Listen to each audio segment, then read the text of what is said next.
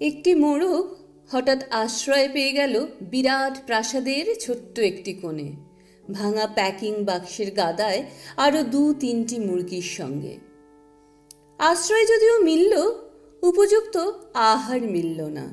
সুতীক্ষ্ণ চিৎকারে প্রতিবাদ জানিয়ে গলা ফাটালো সেই মোড়ক ভোর থেকে সন্ধে পর্যন্ত।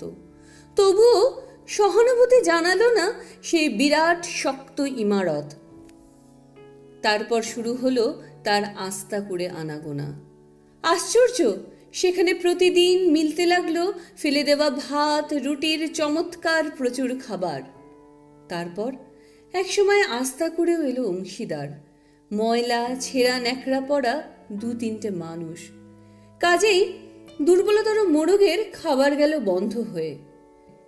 খাবার, খাবার, খানিকটা খাবার।